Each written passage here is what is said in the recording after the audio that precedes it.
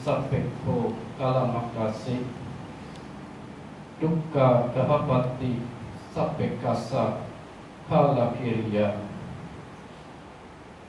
garahita cak bhagavata sapekasa kala kiriyati.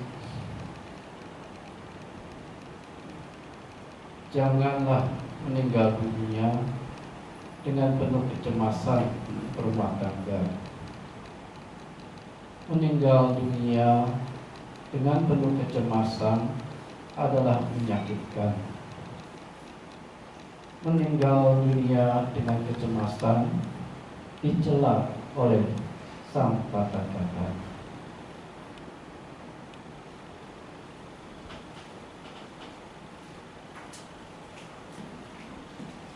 Yang saya hormati pemimpin pejabat ini, ada sedikit masukan ya, pejabat. Bagi pengucapan ayat Dhammapada rasanya tidak bersesuaian dengan aksara tanda-tanda baru. Mohon diperhatikan. Ya, tidak memiliki alat bantu dibutuhkan, alat bantu dipakai. Ya, karena hal itu menjadi hal kebiasaan yang nanti akan terbayar. Kita mengucapkan pariwardhana dari Sang Guru Agung itu tidak tepat pemaknaannya. Jadi Bante mengingatkan ini karena saya sering mengingatkan itu agar kita sebagai siswa Buddha menjadi bagian yang betul-betul memiliki kontribusi dalam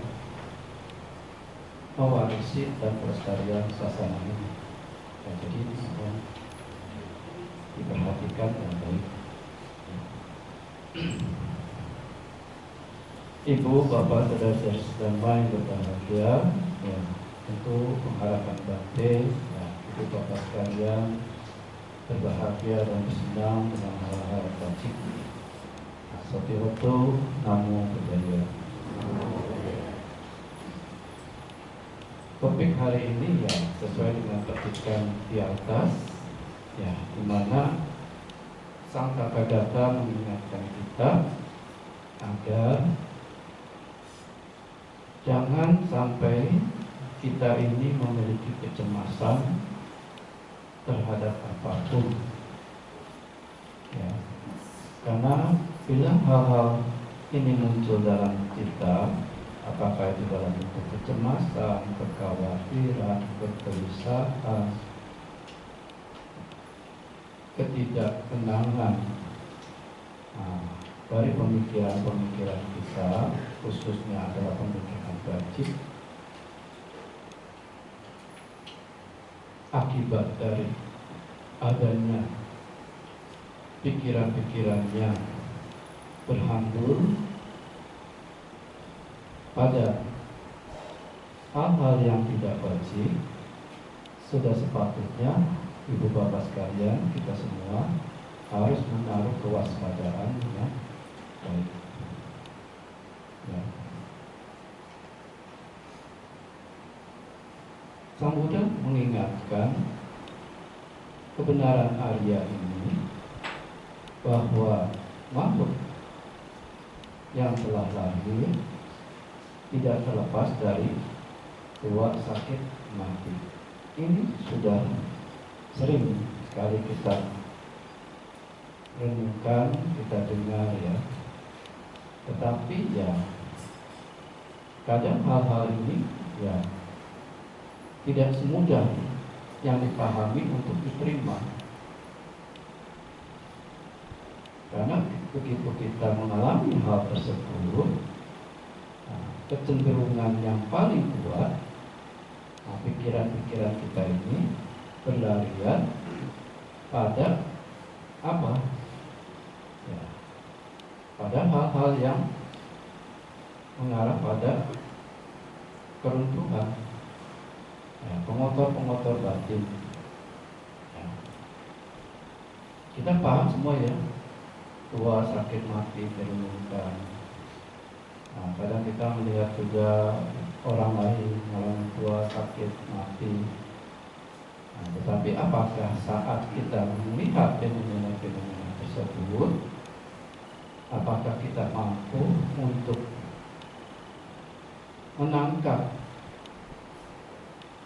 pemaknaan tersirat dari hal-hal tersebut, ya, yang kita masukkan ke dalam hati agar kita mampu untuk memiliki ketahanan, ketenangan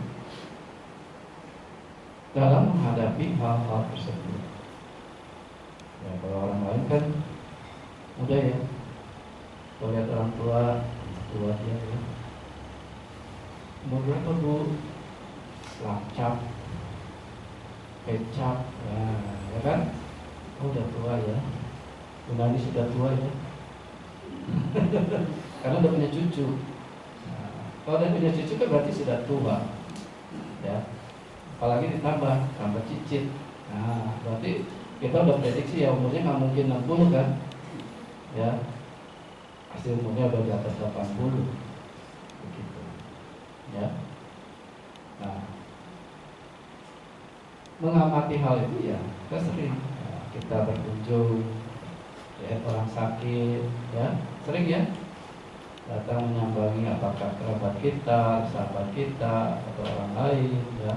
Ketika kita berobat, kita melihat, wah, deretan-deretan barisan orang-orang sakit, ya.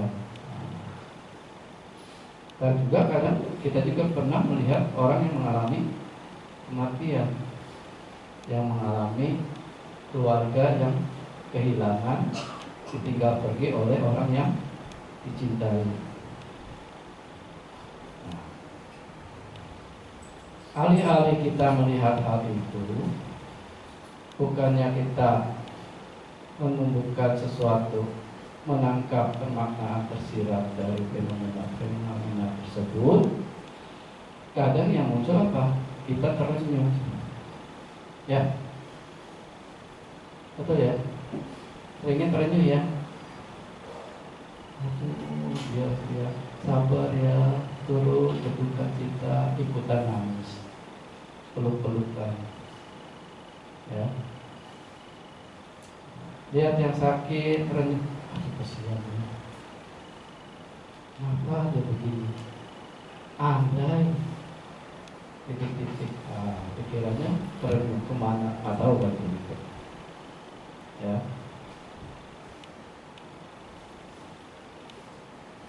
Ini tidak mudah bagi orang yang memiliki pemikiran yang tidak bisa berdiam tetap pada hal-hal nilai-nilai luhur, yang dimana guru agung kita ini terus menekankan, mengingatkan kita. Dan karena sendiri kita juga menolak ya proses yang kita alami, tua, sakit, mati, ya. Kita tidak terima. Dengan apa? Kadang kita, ini suku kita bisa lupa. Budak ke perhatian, kayak membuat obat, malah keluyuran, kamol. Mendingan keboga anak. Seperti itu ya. Dan kadang juga kita pergi kan, ibu-ibu yang aktif dalam dhamma, ya, tentu yakin karena warga Wihara Dhamma Cakru ini, ya, memiliki kepedulian yang besar. Bila ada kerabat saudara kita yang sakit, ya, kita berupaya untuk datang. Melakukan apa? Melakukan penghiburan dan penguatan. Betul ya? Sabar. Ini lagi dari Mawipaka buruk ya. Sabar ya Bu. Nanti juga berlalu, badai pasti berlalu. Gitu ya? Gampang ngomongnya. Coba sih yang sakit. Ada yang sakit ya. Tapi kita ada niatan kan, berupaya menghibur. Walaupun kita sakit, nanti apakah kita mampu bilang sabar, ibuku. Hei, Subaru sabar, lagi sakit sabar, badai pasti berlalu. Jarang ya, susah ya. Biasanya apa? Pikirannya kacau, marah, gak suka. Inginnya apa? Orang tuh perhatiin aku kek, kali-kali kek bawain makanan, ya. Terus udah beres makan, piringnya dibawain, dicuciin kek, gitu, ya. Terus kalau mau ke toilet dipapah gitu. Nah ini nggak ada.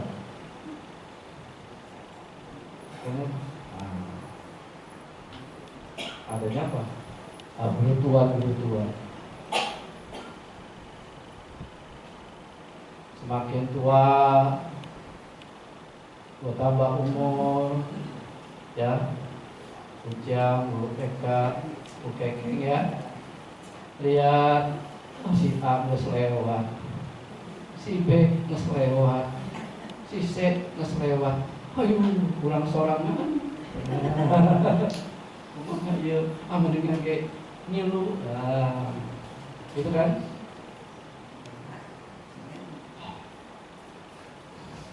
Enak ya sendirian ya. Bisa mati bareng-bareng?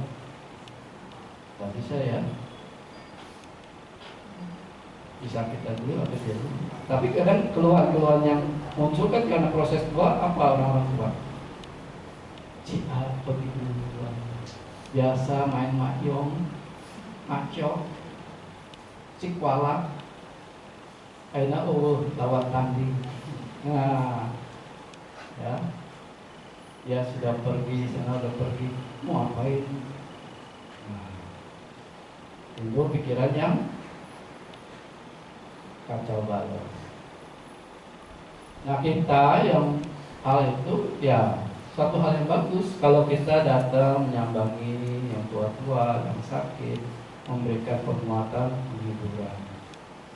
Tapi celakanya yang sering terdampak, yang menghibur, yang mau ngasih penguatan ini ikut terenyuh.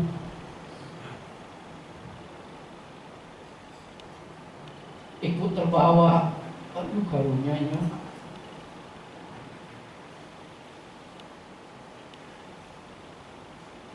Karena tidak memiliki apa? Keteguhan sendiri terhadap diri. Dia membawa fenomena itu ke dalam diri. Sehingga apa? Merasa seolah-olah empati, simpati atas penderitaannya ya, ingin menunjukkan. Oh kita lihat, bener dong Bante, kan itu kita turut mudita cita, betul. Mudita cita bukan ya? Nah, kok ragu-ragu? Mudita cita melihat objek apa? Ini yang makanya ya jangan terjebak.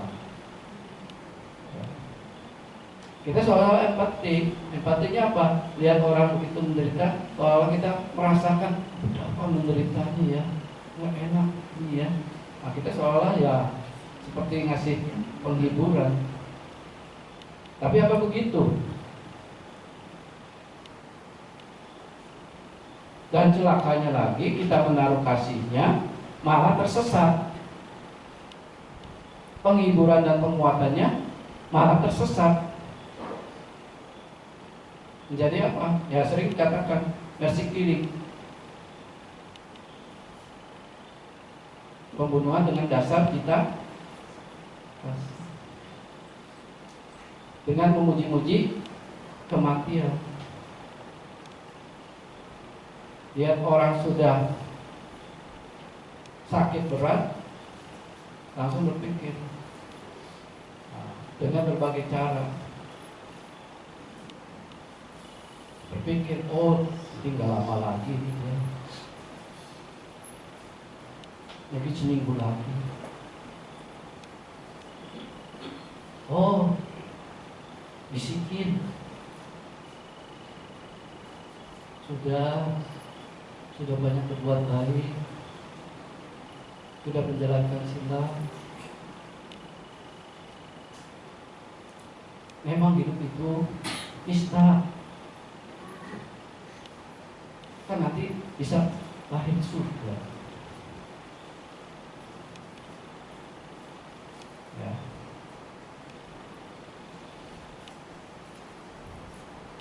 Nah, itu dilema yang sering dihadapi orang yang ketika datang menghadiri seseorang yang sakit, yang tua, yang sudah renta, terhanyut pada pemikiran-pemikiran yang tidak sepatutnya terpikir. Oh, nanti ya Bu, nanti setelah ini baca barita, tuang airnya ya ke arah sono, ucap.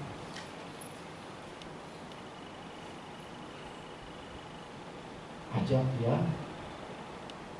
pergi.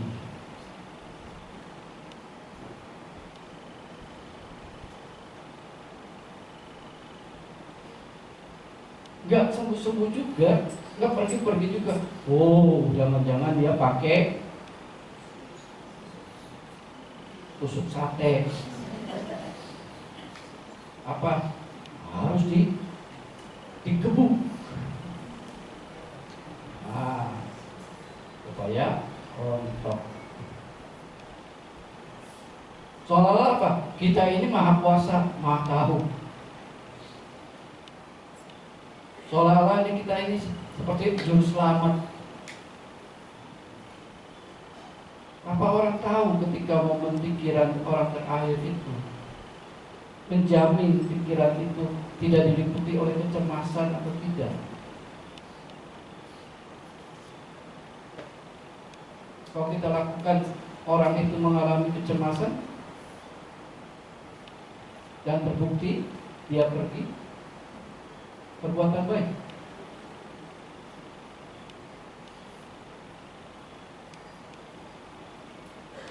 Nah, ini hati-hati ya. Yang kalau kita berkunjung, diundang baca parita termasuk itu diwati-wati hati-hati. Jangan jadi pemuji kematian. Pentingnya, ya. Karena kasus ini ya kamu diangkat juga ya. Nah, pertama dalam peraturan penipuan sebagai peraturan yang sangat berat. Ya, para jika yang mengakibatkan itulah tidak lagi tinggal dalam sangwasa, dalam kelompok, bukan lagi komunitas sangga.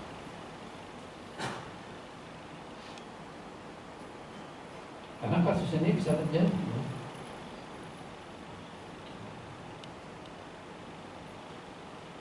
Nah, dalam para jika ketika itu ya disebutkan yo panabiku sacinca manusia wigaha dan seterusnya ya. Hendaknya seorang biku jangan dengan sengaja menghancurkan kehidupan makhluk atau dengan memberikan senjata untuk menghancurkan kehidupan manusia itu, atau menguraikan sisi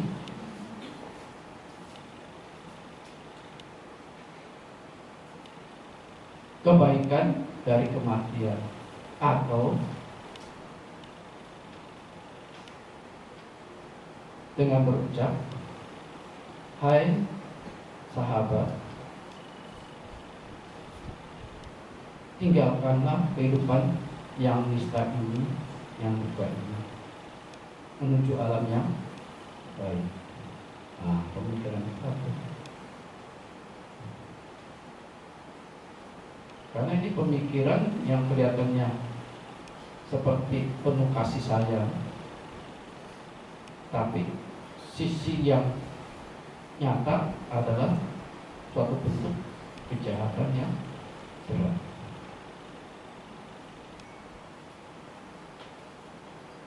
Ya.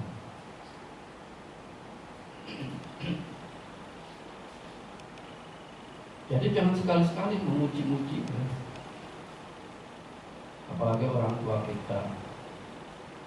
Ya ma, kita sudah besar, sudah cukup banyak jasanya. Sudah, nggak usah khawatir. Mau pergi-pergilah. Ada yang mengajarkan begitu ya? Atau hati-hati. Kalau kita mengikuti itu, instruksi itu, wah, sama aja kita bukan musir, membunuh orang tua.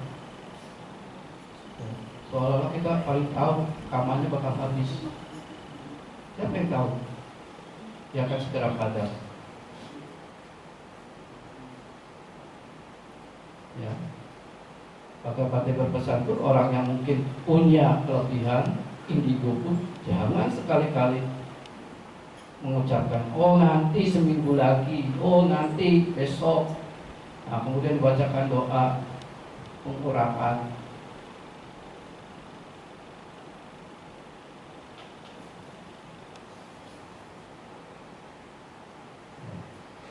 Kita membaca parika bukan untuk hal itu.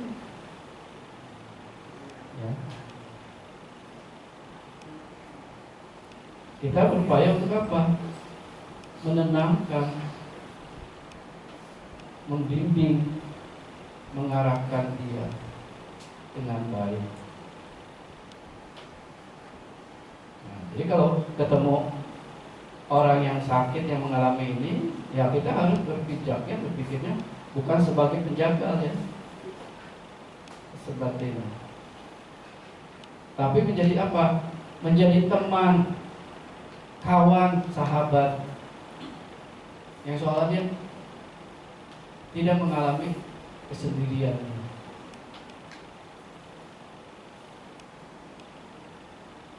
Menjadi pendengar yang setia, paling susah.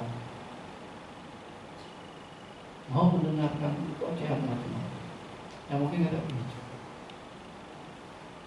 cerewet, bawel, ya,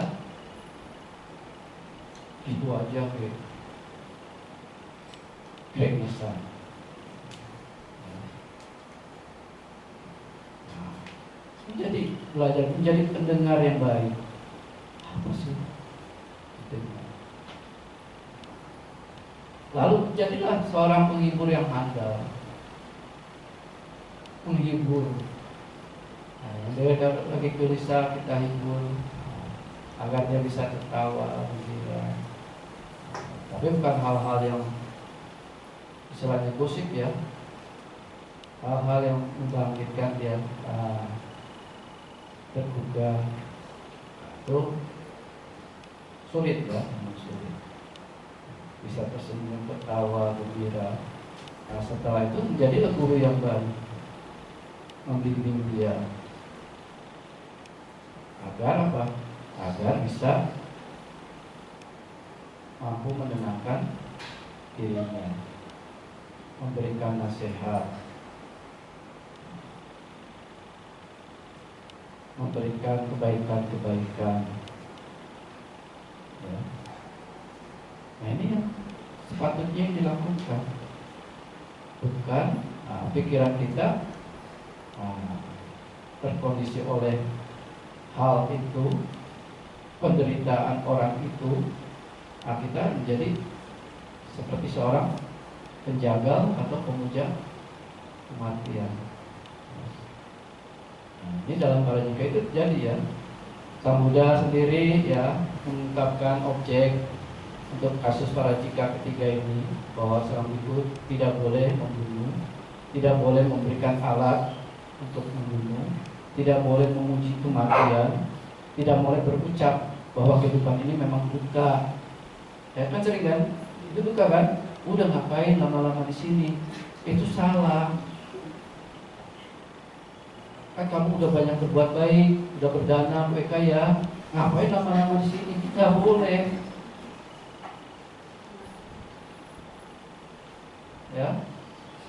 Itu sama aja yang tadi dikatakan pemuja kematian. Emang tahu momen terakhir seorang itu akan cuti cita, ya, akan padam. Kadang kita melebihi kemampuan dari Buddha. Ya. Oh, 2 hari lagi nih, Bu, nanti ya, jangan jatuhnya hari Selasa ya, atau Sabtu. Kalau bisa hari yang lain. Gimana? Bante ya mengungkapkan ini karena Bante mengamati fenomena-fenomena yang muncul. Nah ini terpetik itu. Tidak baik sekali pemikiran-pemikiran hal ini.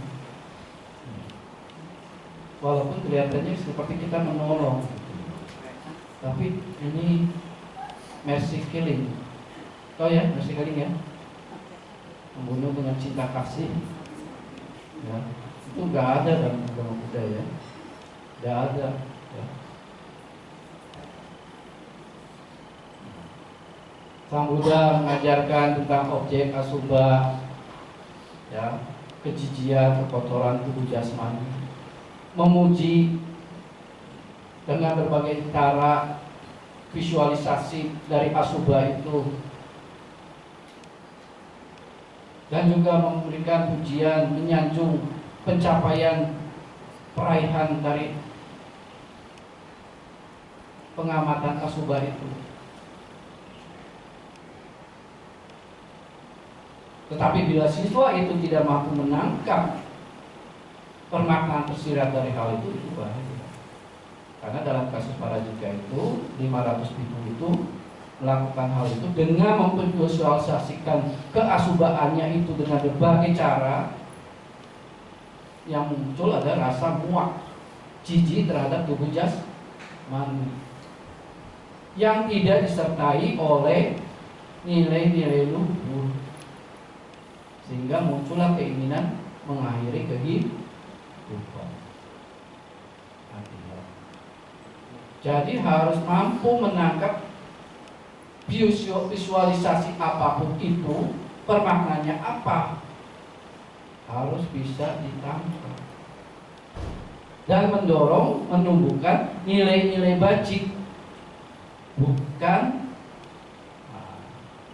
nanti seorang melihat orang lain tuh kayak tengkorak, oh tadi itu kayak jerantong, itu kayak daging berjalan.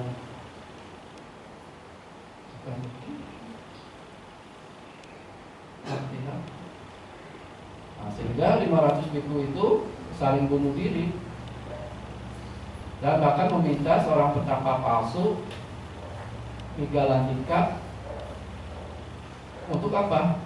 Untuk membunuh mereka. Silakan tolong akhiri hidup saya. Nah, nanti jubah dan kata ini silakan kamu ambil.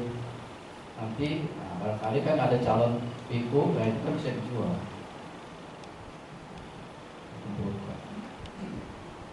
Ya. Nah, sehingga terjadilah kasus setelah Sang Buddha membabarkan tentang perihal dhamma asubha, kejijian terhadap tubuh jasmani, di mana beliau menyendiri selama 2 minggu. Nah, 2 minggu itulah terjadi suatu pembantaian yang sangat besar. Dan mengetahui hal ini, saya itu Sang Buddha mengatakan bahwa seorang biku yang melakukan bunuh diri, mengakhiri hidup makhluk lain atau menghancurkan senjata, nah, dia bukan lagi seorang biku. Pemuji keindahan kematian, bukan seorang, karena kasusnya banyak. Ya, ada satu kelompok 6 biku yang tahu ada pesaka yang sakit, tapi istrinya cantik, elok. Wah, ini kalau suaminya meninggal, istrinya bisa buat kita nih. Nah, sehingga datang dan memuji, Pasaka, kamu adalah seorang yang baik, pelaku kebajikan, kamu memiliki sila yang baik, melakukan pengembangan batin. Apa baiknya hidup yang penuh derita ini? Dan orang pelaku kebaikan pasti akan disambut di surga dengan berkelimpahan kemegahan seorang dewata makhluk surgawi. Apa artinya ini hidup ini? Kelihatannya seperti damai ya. Sehingga Pasaka itu ya pun akhirnya mengkonsumsi makanan yang tidak layak, minuman yang tidak layak ketika sakit itu, makanan lezat yang tidak layak, dan akhirnya menyebabkan penyakitnya semakin serius dan akhirnya padam tubuh jasmani. Ya, si istri mencoba bukan mendorong orang menjadi sembuh, malah menyebabkan orang. Nah, itu yang dikatakan sebagai pemuji kematian. Memang Bang boleh katakan hidup ini enggak.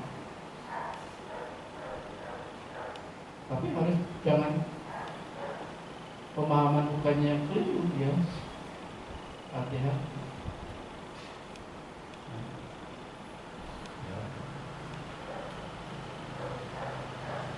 Justru begitu kita datang ke orang yang sakit, yang tua, entah, ya kita mendorongkan apa? Membangkitkan semangatnya, pengertiannya, ya, mengingatkan, memberikan perhatian pada dia dengan cara apa? Ya tadi kita menempatkan diri sebagai apa? Teman, sahabat, ya, kawan. Menjadi seorang pendengar yang baik,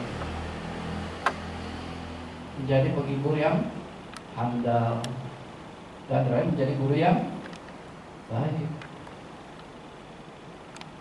Ya, jadi guru yang baik. Nah, inilah yang juga dilakukan oleh siswa Sang Buddha ya. Dalam Nakulapitu Sutta, kelompok Anguttara Nikaya 6, Saraniya Wagga, Nakulapitu Sutta, yaitu kasus terjadi pada Nakulapitu. Nakulapitu berarti laki-laki. Pernah dengar ya, Nakulapitu dan Mata, ya, suami istri. Ya. Nah, ketika Nakulapitu, Brahmana Nakula ini sakit, apa yang dilakukan oleh istrinya?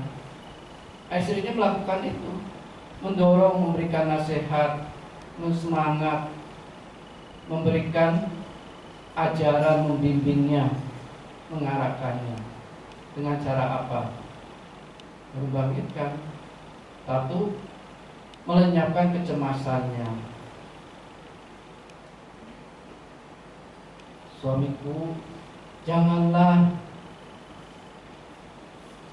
ya, ini yang tadi petikan yang di atas ya, janganlah meninggal dunia dalam kecemasan rumah tangga.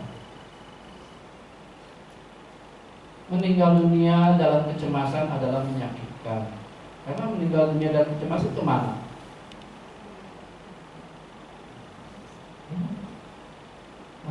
Walaupun dia sebelumnya pelaku kebajikan yang baik. Janganlah meninggal dunia dalam kecemasan, karena hal ini dicela oleh sang Tathagata. Kenapa? Akan mengarah pada keruntuhan. Ya. Oleh itu, suamiku, ya, menghilangkan kecemasan. Jangan kamu berpikir saya ini tidak akan mampu menghidupi keluargaku, anak-anak ini. Aku masih memiliki kemampuan menenun, memintal dan sebagainya. Janganlah ada kecemasan hal itu. Ya, kadang orang yang sakit kan mikir ya, gimana ya istri saya bisa hidup gak ya, gitu ya. Nanti dia gimana ya, kawin lagi gak ya, cari lagi gak ya. Nah, gitu. Emang itu yang kedua diungkapkan, ya. Topik kedua, nah, setelah menjabarkan bahwa ketetapan nggak usah khawatir bahwa dia mampu menghidupi keluarga dengan baik. Hilangkan pemikiran-pemikiran. Ya. Dan suamiku, hilangkan pemikiran yang tidak baik yang ada mungkin dalam dirimu. Nah, tidak nanti aku mencari pasangan yang lain.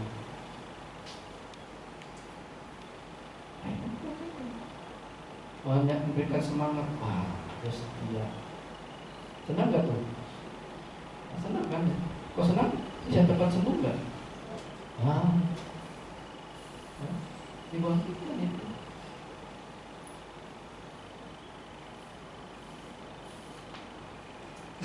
Suamiku, jangan kau berpikir bahwa setelah nanti aku akan meninggalkan sudah damai dan sangga. Dulu karena pelihara ini sama-sama mengikut suami, mengikut istri, dia pergi, nanti terus akhirnya berpaling. Itu dikeluarkan oleh nakula mata ini, istrinya ini. Tidak akan aku berpaling dari sang tata gata dan sangga. Hilangkan kecemasan itu. Oh suamiku, jangan kau merasa cemas. Aku nanti tidak memiliki moralitas yang baik. Aku berpegang teguh pada tata susila yang baik. Aku akan menjaga jalankan sila dengan baik. Oh suamiku, jangan kau berpikir bahwa pikiranku ini tidak memiliki ketenangan secara internal, yang memiliki keraguan-raguan, kesaksian terhadap hal-hal batin. Aku orang yang memiliki keteguhan terhadap hal itu. Dan yang keenam, suamiku, jangan ada kecemasan dari itu, bahwa aku ini tidak memiliki pijakan kaki, pijakan yang kokoh, pijakan yang menegakkan pada praktik dhamma dan vinaya.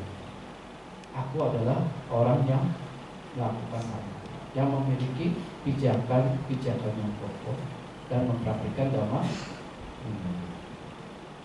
Dalam saya itu sekilas ya, ketika mendengar ungkapan dari nakula mata ini, si istri, nakula itu pun berangsur-angsur penyakitnya mereda dan akhirnya sembuh. Nah, jadi kita menangkap ketika hal itu apa yang didorong. Nah, kita harus mendorong orang melenyapkan kecemasannya, ya. Kemudian membangkitkan semangat, mengokohkan pada keyakinannya, memuji perilaku yang baik. Anda telah melakukan perbuatan-perbuatan baik, sila telah Anda jaga. Jangan biarkan pikiran kamu menjadi cemas oleh hal-hal yang tidak sepatutnya berjalan. Berdiamlah pada kebajikan-kebajikan yang telah dilakukan. Jangan berpikiran yang tidak bermanfaat, yang berhambur ke sana kemari. Tegakkanlah pada pikiran yang dekat berdiam.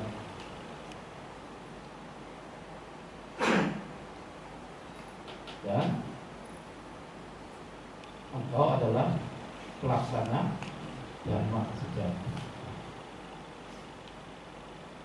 Kuat. Jangan dipuji setelah itu. Ya hidup ini nista. Kamu sudah melakukan itu. Nanti disambung di sana. Ya, hati-hati. Karena penutupnya itu yang berbahaya. Ya.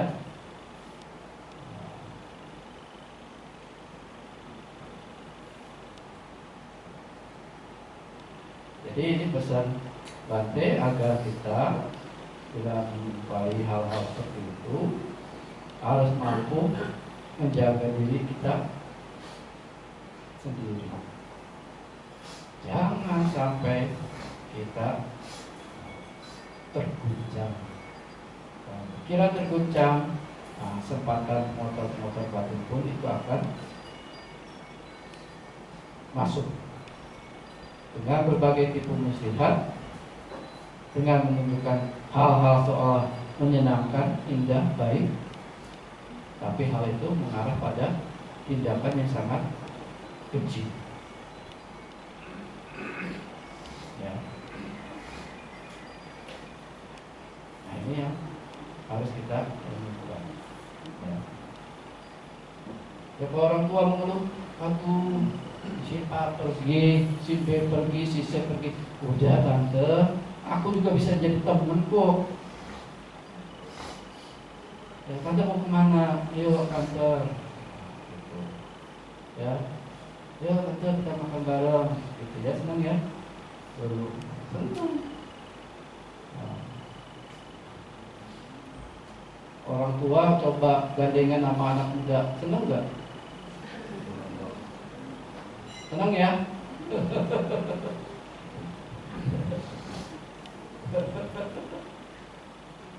Sama anak muda tampan lagi.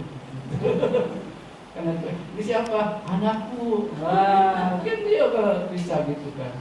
Dia senang juga.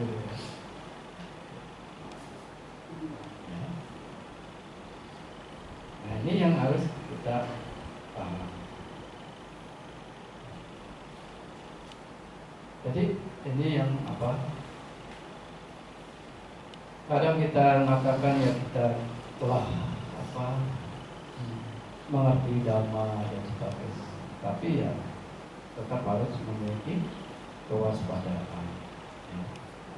Nah, banyak kasusnya ya, seperti Biku Ananda menyambangi Biku Girimananda, ya kan, membabarkan dhamma, bukan untuk memuji kematian, tapi untuk mengembangkan hal-hal baik. Dan begitu hal itu disampaikan, di akhir suta kan dikatakan Biku Girimananda sembuh. Kemudian di Bojangga Parita, Bante Moggallana, Bante Kassapa, dan Bante Sang Raja sendiri, Dhamma Raja Sang Buddha sakit, dibangkitkan dengan Dhamma juga. Aspirasi sembuh. Ya. Walaupun itu penyakitnya berat, jangan sekali-kali mengarahkan pada sisi keindahan kematian.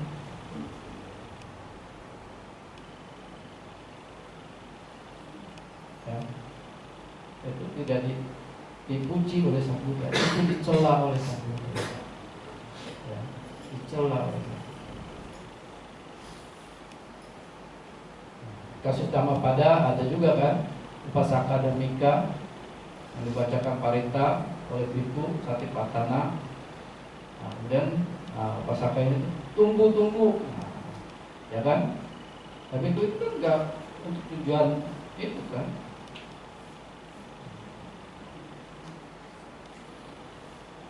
Nah, setelah mendapat penjelasan Sang Buddha kan maksud yang tunggu-tunggu ini apa? Oh, memang saat itu ya Dhammika ini disambut, ya, disambut dengan 6 kereta ya. Nah, kamu kereta berapa?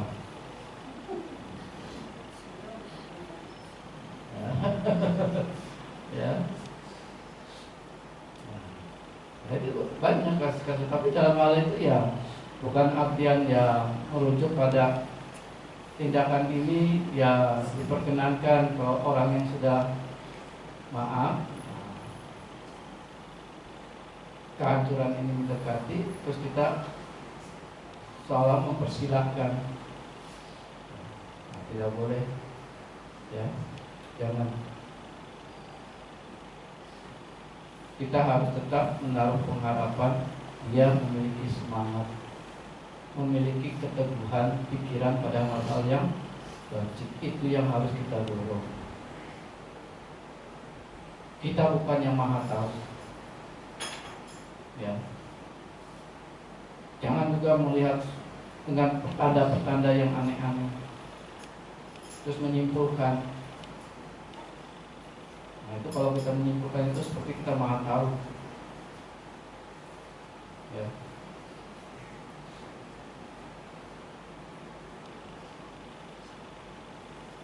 Karena padanya kekuatan karma seseorang itu siapa yang tahu? Tidak ada yang tahu.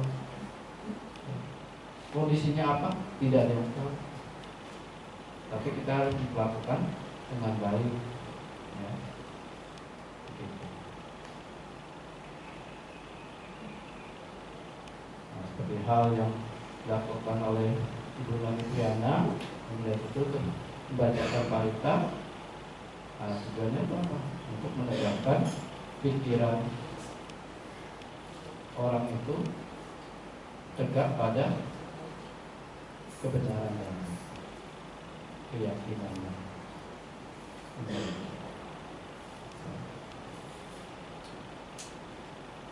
Nah, ini suatu praktik yang tidak mudah, ya. Dan kita pun ya harus siap. Sudah siap?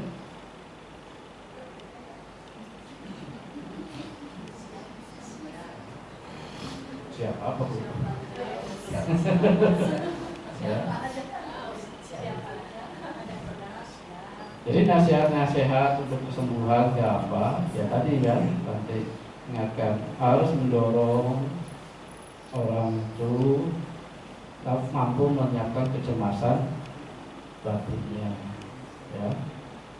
Ini bukan penyakit fisik susah, ya itu urusan dokter, ya. Nah, kita berupaya apa?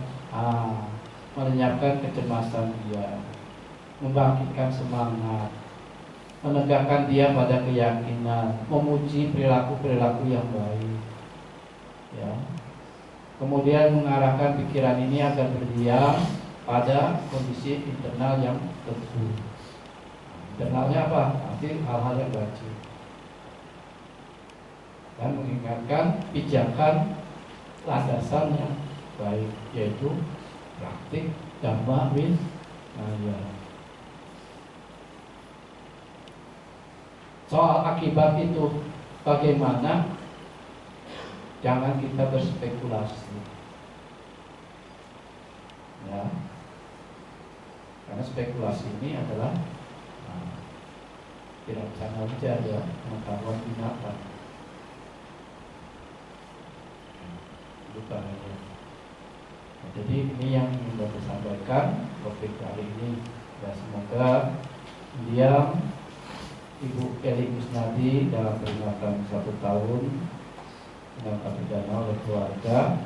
Ya, semoga beliau yang sudah terlahir, nah, nanti bukan mengajukan kematian, bukan sudah terlahir, ya. Siapa yang gak yakin? Yakin, ya. Nah, sudah terlahir, semoga dalam kondisi yang baik, berpegang teguh pada perilaku-perilaku moral yang baik, berpegang pada keyakinannya terhadap Buddha, Dhamma, dan Sangha, berpegang, berpijak pada pikiran yang teguh, tidak ada keraguan-raguan pada hal-hal yang wajib, nilai luhur, dan berlandaskan pada pengertian Dhamma Vinaya yang sudah dimiliki, melanjutkan kehidupan ini untuk praktik lebih baik lagi.